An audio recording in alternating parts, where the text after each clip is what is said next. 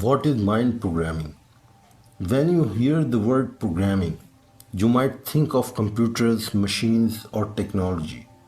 But your mind, your most powerful tool, is running a program too.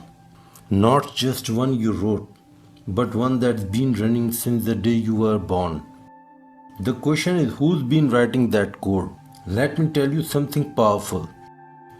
Your mind is a garden. Whatever you plant there, thoughts, beliefs, stories, will grow.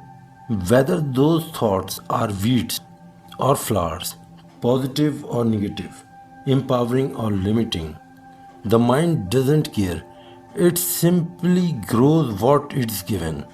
That's mind programming. And here's the good news, if your mind can be programmed, it can be reprogrammed. Let's dive into what that means and how you can take control of your mind. First point is, you are what you think. Everything starts with thought. Before the action comes the decision. Before the decisions comes the belief. And before the belief there is a thought. You want to know why some people live in fear, doubt, and limitation.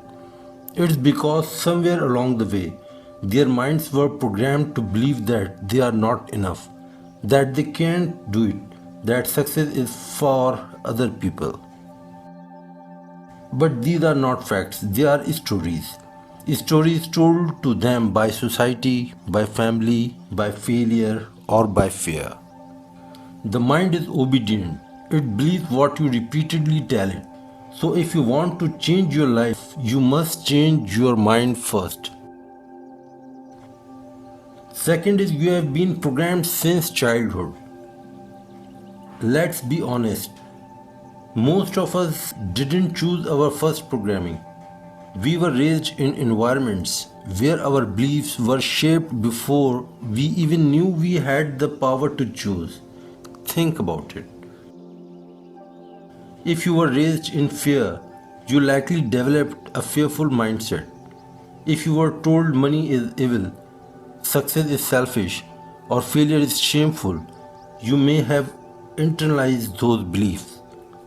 If you were praised for playing small or punished for taking risks, that programming still lives in you today.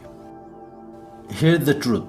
You didn't install all the programs running your mind, but you are still responsible for them. That's not about blame, it's about power. Because the moment you realize you have the authority to rewrite the code, that's the moment everything changes. Third point is, reprogram your mind through repetition. The same way your old beliefs were installed, repetition is how you rewire your mind for success. You can reprogram your mind by deliberately feeding it new thought, new belief, and new images of who you are and what's possible. Affirmations, visualizations, journaling, reading, empower content. These aren't just trendy ideas, these are mental programming tools. You must speak to yourself like someone you deeply believe in. Tell yourself, I am capable, I am enough, I am worthy of success and happiness, I learn from failures and I grow stronger. The more you say it, the more your mind begins to believe it. And once your mind believes it, it becomes real. Fourth is, guard the inputs. If your mind is garden, your thoughts are the seeds, but your environment is the soil. Ask yourself, who are you spending time with? Who are you listening to? What kind of content are you feeding your brain? Negativity is contagious, so is doubt, so is fear. If you spend every day around people who complain, settle, or ridicule your dreams, you are programming your mind to do the same. But if you surround yourself with people who are growing, learning, building, striving, your mind starts to reflect that energy. Be ruthless about what you allow into your mental space. Your mindset is sacred ground. protect it. Fifth is break the loop. The mind is a creator of habits. It loves what's familiar, even if that familiar thing is destroying you. That's why people stay stuck in toxic relationships, low paying jobs, or limiting routines. Not because they want to suffer, but because their minds are programmed to believe that's what they deserve. To change your life, you have to interrupt the pattern. You must be willing to get uncomfortable, to do something new, to push back against the voice in your head that says I can't. The moment you start acting in spite of your doubts, that's when the old programming begins to crack. It's courage that rewrites the code. The sixth point is you are the programmer. Here's the most important part. You have the power.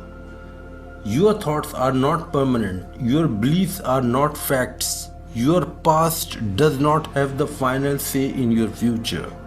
You are the programmer. You get to choose what kind of person you want to become, what actions you take next. That means you are not stuck. You are just unaware of your power. You need to always remember the world will try to write your story. Fear will try to program your limits. Society will try to define your worth. But the truth, you have the pen. Every day you are programming your mind, whether by default or by design. So choose to do it with intention. Feed your mind with power. Rewrite the story with courage. Don't just live by old programming. Upgrade it. Because when your mind is aligned with your purpose, your potential becomes unstoppable.